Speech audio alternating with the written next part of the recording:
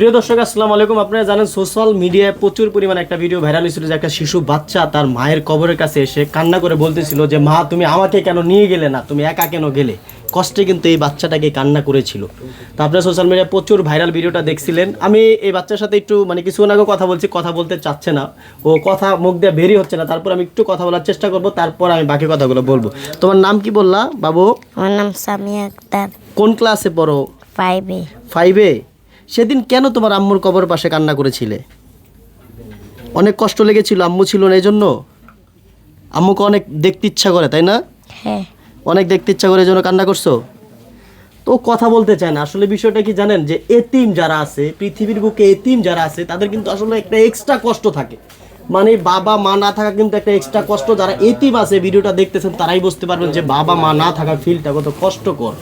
তা আমি বলতে চাই আসলে এই ভিডিওটা নিয়ে আপনারা একটা শিক্ষা নেন। যারা সৎ মা আছেন, সৎ বাবা আছেন, তারা এই ভিডিওটা দেখে কিন্তু একটা শিক্ষা নেওয়া উচিত। আমি বলতে চাই যে আসলে যারা আপনার সৎ মেয়েকে আপনি মারধর করতেছেন, এমন হইতে পারে যে আপনি মারা যাওয়ার পরে আপনার মেয়েকে যদি কেউ মারতো আপনার কেমন লাগতো, ওই জিনিসটা ফিল করেন। এই ভিডিও থেকে শিক্ষা নেন। এই বাচ্চারা যেভাবে কান্না করেছিল, সেম কান্না যদি আপনার রক্তের মেয়ে কবরের কাছে যে কান্না করে বলতো মা আমাকে কেন নিয়ে গেলে না, তখন আপনাদের কেমন লাগতো?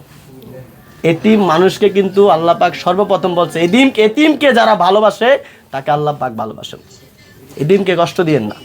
পিচ্চিটার কাছে এসে কথা বলে এতটা খারাপ লাগতেছিল যে আসলে ওর মা নাই। ও এই যে মাত্র জিজ্ঞাসা করলাম কান্না করে দিতেছে, দেখতে ইচ্ছা করতেছে, কান্না করে দিতেছে। তার যার বাপ মা নাই তাকে সবসময় মহাব্বত করবেন, আল্লাহ পাক দেখবেন আপনাদেরকে মহাব্বত করবে। কবর কাছে যা কান্না করছিল তোমাকে কেন কেন বলো তো?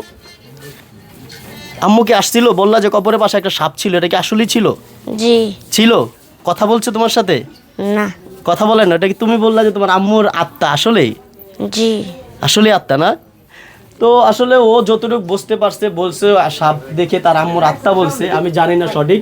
তা আমি বলতে চাচ্ছি যে এই আজকের এই ভিডিওটা যারা দেখতেছেন সোশ্যাল মিডিয়ায়, পিচ্ছি মানুষ, ওকে কেউ আর বিরক্ত করবেন না। এর পরবর্তী কোনো ইউটিউবার যারা কন্টেন্ট ক্রিয়েটার আছেন, সাংবাদিক আছেন, তাকে ডিস্টার্ব করবেন না। কারণ ওর আম্মু বারবার ওদের বাসায় সাংবাদিকরা আসে দেখে কিন্তু ওর আম্মু বেড়ানোর কথা বলে ওদের বাসায় চলে গেছে ওর সৎমা।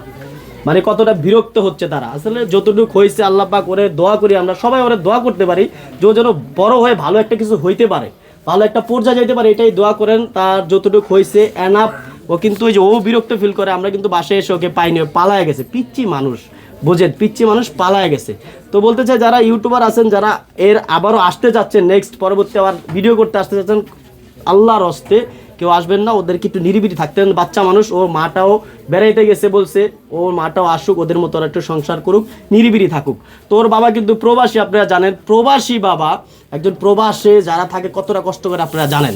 সেই প্রবাসী বাবা যখন শুনছে যে ওর আম্মু ওরে মারছে বিদায় ওর অরিজিনাল আম্মুর কাছে কবরে যায় কান্নাকাটি করেছে, তখন সে কতটা কষ্ট পাইছে।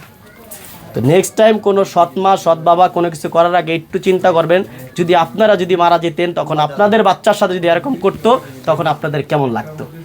আজকে ভিডিওটি এখানে শেষ করব। আসসালামু আলাইকুম।